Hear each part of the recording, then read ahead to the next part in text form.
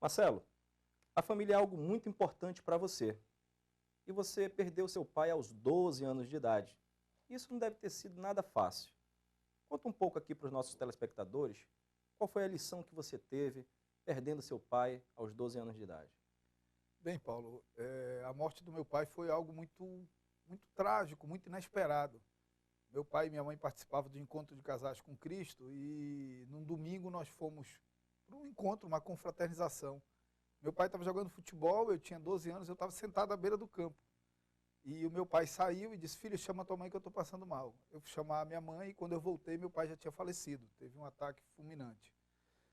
Claro que um momento de muita dor, mas eu não sei se eu seria um homem melhor se eu não tivesse perdido meu pai. Eu procuro ver as coisas pelo lado bom. Aquilo ali me amadureceu, aquilo ali me fez assumir responsabilidades mais cedo, me fez olhar a vida com mais cuidado, não achar que tudo a gente pode deixar para depois. Às vezes o depois não existe.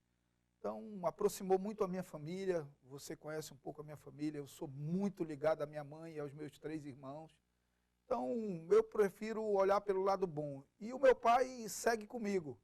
Ele é o cara que eu fecho os meus olhos, converso com ele. Agora, no dia 14 de dezembro, que ele faria 70 anos, eu estou lançando um livro que chama Conversas com Meu Pai, que justamente expressa um pouco essa presença que ele tem na minha vida. Como um conselheiro, como alguém que faz parte das minhas reflexões e que tem me acompanhado. Já tem local? Eu não. Sim, eu escolhi não viver reclamando dos destinos que Deus determinou para a minha vida e para a vida da minha família. Então eu prefiro agradecer os 12 anos que eu tive com meu pai ao meu lado do que passar a vida inteira chorando os 30 que vai completar agora de ausência. Não é fácil, né? Não, não é fácil, mas... O lançamento do livro já tem algum local? Não, a gente ainda não definiu. Seria agora dia 6 de outubro, porque seria a data que comemora 30 anos do falecimento do meu pai, mas justamente para expressar isso que eu estou lhe dizendo, de que eu prefiro comemorar os 12 anos que eu tive com ele do que os 30 que eu já convivo sem ele, nós decidimos fazer no dia do aniversário, que é o dia 14 de dezembro. Muito bem. Vamos entrar agora na área política. Vamos lá. Qual foi o motivo que te despertou para que você pudesse ingressar na política, na sua juventude? Paulo, eu sempre me perguntam isso e eu digo que eu nem sei se algum dia da minha vida eu não tive dentro da política. Talvez essa perda do meu pai, o senso de responsabilidade com a minha família tenha sido despertar disso, né?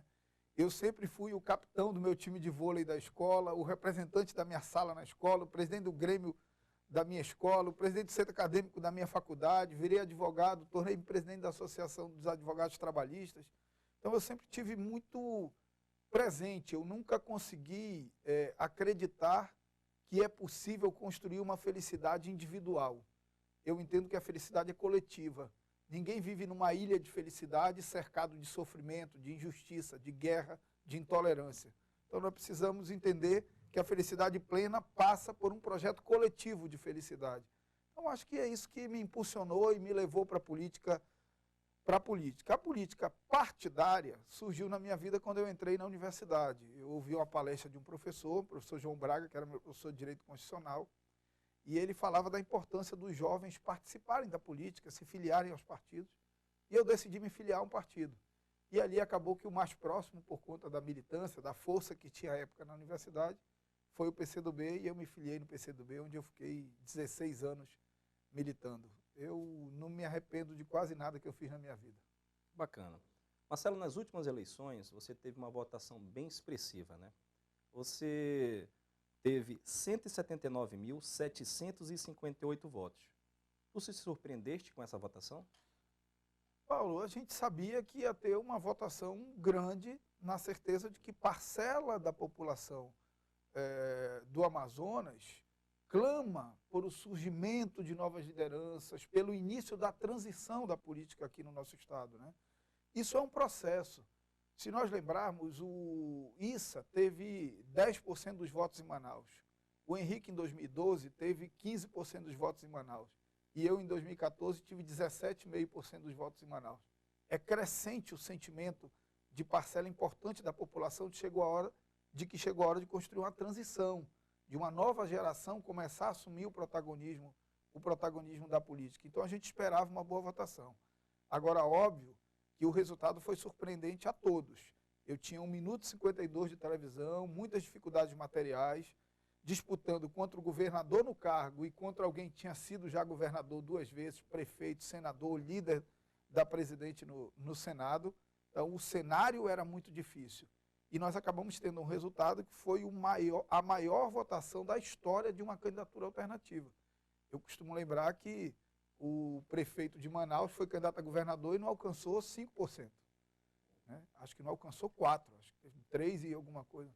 Isso foi em 2006, não foi, Marcelo? Dos votos. Então, foi um resultado importante que simboliza um desejo do Estado do Amazonas, em especial da cidade de Manaus, de que se inicie a transição na política aqui. Nós não podemos estar em 2015 sendo governado pelo prefeito de 1988 e, infelizmente, com a mesma cabeça de 1988. Nós precisamos fazer a transição para a modernidade, para a qualidade da gestão, para a eficiência administrativa. E eu espero, de alguma forma, fazer parte disso e que você também, de alguma forma, faça parte disso como cidadão e como militante político que você é. Vamos lá. Marcelo, no segundo turno das eleições ao governo do ano passado, você apoiou o atual governador José Mello enquanto era candidato. Você tem alguma relação de amizade? Você aprova o governo dele? Qual a sua opinião do governo José Mello? Primeiro, todos que acompanharam a minha decisão no segundo turno, eu fiz o que não é tradição no segundo turno no Amazonas. Em regra, no segundo turno do Amazonas, o candidato vai de malicuia para a campanha de alguém que passou para o segundo turno. Eu declarei meu voto ao governador José Mello, mas não gravei programa de televisão, não fui para o palanque dele e firmei o compromisso que cumpro de que não participaria do governo dele, de que preferiria manter minha atitude independente e fiscalizadora. Eu costumo dizer o seguinte, toda vez que me pedem para avaliar o governo do governador José Mello, eu costumo dizer o seguinte, Paulo, o governador, no ponto de vista do equilíbrio fiscal das contas do Estado, ele está fazendo o que tem que ser feito.